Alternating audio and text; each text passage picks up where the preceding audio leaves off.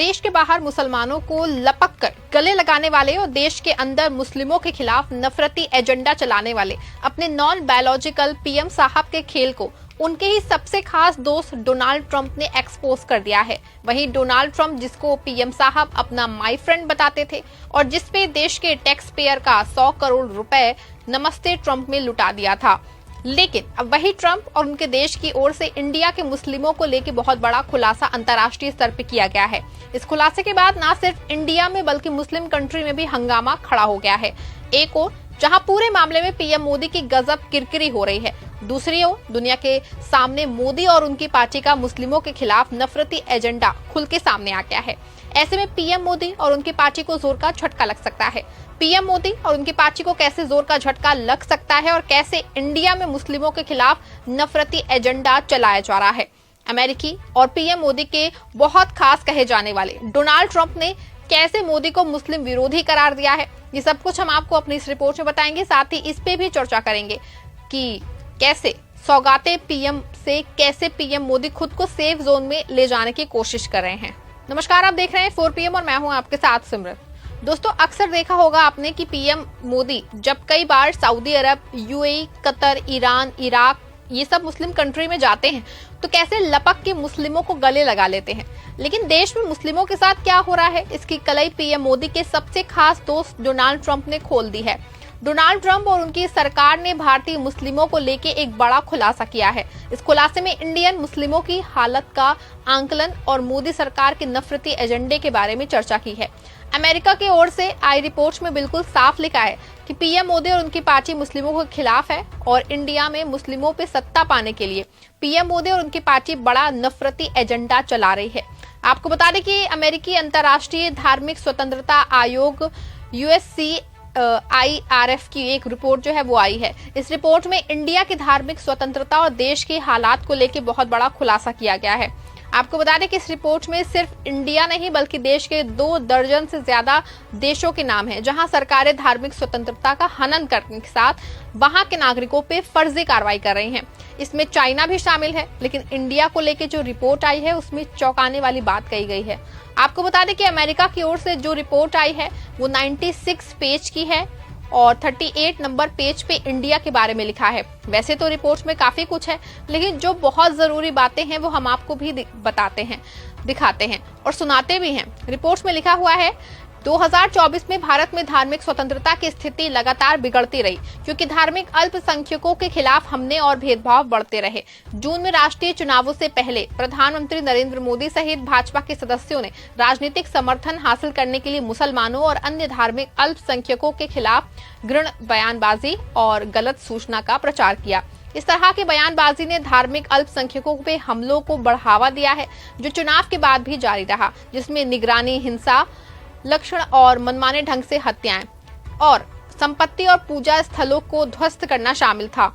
अधिकारियों ने नागरिक समाज संगठनों पर नकेल कसने और धार्मिक अल्पसंख्यकों के सदस्यों, मानवाधिकार रक्षकों और धार्मिक स्वतंत्रता पे रिपोर्टिंग करने वाले पत्रकारों को हिरासत में लेने के लिए गैर कानूनी गतिविधि रोकथाम अधिनियम और विदेशी योगदान विनियमन अधिनियम सहित आतंकवाद विरोधी और वित्त पोषण कानूनों का दुरुपयोग करना जारी रखा। सरकार ने अपने आपराधिक कोड को भी नए कानून के साथ बदल दिया, जिसमें धार्मिक अल्पसंख्यकों को निशाना बनाया जा सकता है अगर उन्हें लगता है कि भारत की संप्रभुता, एकता और अखंडता को खतरे में डाल रहे हैं। मार्च में भाजपा ने 2019 के नागरिकता संशोधन अधिनियम को लागू करने के लिए नियम पेश किया, जिसमें पाकिस्तान, अफगानिस्तान और बांग्लादेश से भागने वाले गैर मुस्लिम अल्पसंख्यकों को फास्ट ट्रैक नागरिकता की पेशकश की। 2019 में CAA का शांतिपूर्ण विरोध करने के लिए UAPA के तहत कई व्यक्ति हिरासत में रहे, जिनमें उमर खालिद, मीरान हैदर और शर्जील इमाम शामिल है। राष्ट्रीय नागरिक रजिस्टर के साथ ही जिसमें सभी निवासियों को नागरिकता का प्रमाण देने की आवश्यकता होती है। CAA ने मुस्लिम समुदाय में डर पैदा किया कि अधिकारी उनकी नागरिकता छीन सकते हैं। जैसा कि जुलाई में जब असम में विदेशी न्याय अधिकरणों ने 28 मुसलमानों को गैर नागरिक घोषित किया और उन्हें निर्वासन केंद्रों में भेज दिया। पूरे वर्ष के दौरान दिल्ली विकास प्राधिकरण सहित विभिन्न प्राधिकरणों में ध्वस्त मस्जिदों के ऊपर हिंदू मंदिरों के निर्माण सहित पूजा स्थलों के अधिग्रहण और विध्वंस की सुविधा प्रदान की। उल्लेखनीय है कि जनवरी में प्रधानमंत्री मोदी ने अयोध्या में राम मंदिर की प्राण प्रतिष्ठा की, जो बाबरी मस्जिद के खंडहरों पे बना है, जिसे हिंदू भीड़ ने 1992 में ध्वस्त कर दिया था।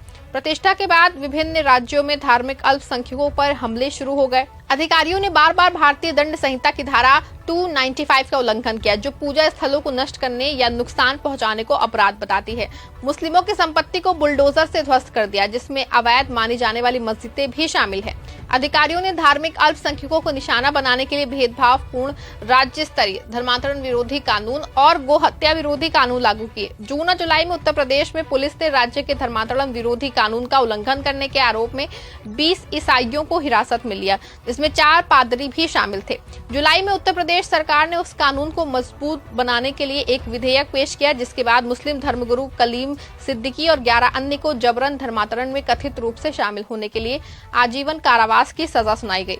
उसके अतिरिक्त उत्तराखंड ने समान नागरिक संहिता विधेयक पारित किया, जिसमें पंजीकरण की आवश्यकता है और अंतर धार्मिक जोड़ों पे अधिक निगरानी रखने की अनुमति है। भारत सरकार ने विदेशों में धार्मिक अल्पसंख्यकों, खास तौर पे सिख समुदाय के सदस्यों और उनके अधिवक्ताओं को निशाना बनाने के लिए अपनी दमनकारी रणनीति का विस्तार करना जारी रखा। भारत के धार्मिक स्वतंत्रता उल्लंघनों का दस्तावेजीकरण करने वाले पत्रकारों और शिक्षाविदों और नागरिक समाज संगठनों ने विदेशी भारतीय नागरिक कार्डों को रद्द करने के साथ साथ हिंसा और निगरानी की धमकियों सहित काउंसुलर सेवाओं से इनकार करने की रिपोर्ट की। कनाडा सरकार के अंतर्राष्ट्रीय रिपोर्ट और खुफिया जानकारी ने भारत के रिसर्च एंड एनालिसिस विंग के एक अधिकारी और 6 राजनयिकों को न्यूयॉर्क में 2023 में एक अमेरिकी सिख कार्यकर्ता की हत्या के प्रयास से जोड़ने के आरोपों की पुष्टि की। देखा आपने, अमेरिकी एजेंसी ने साफ तौर पे अपनी रिपोर्ट में लिखा है कि मुस्लिम सिखों और ईसाइयों पे लगातार अत्याचार हो रहे हैं और न सिर्फ इसमें सरकार शामिल है, बल्कि अधिकारियों की मिलीभगत में मुसलमानों अल्पसंख्यकों को परेशान किया जा रहा है।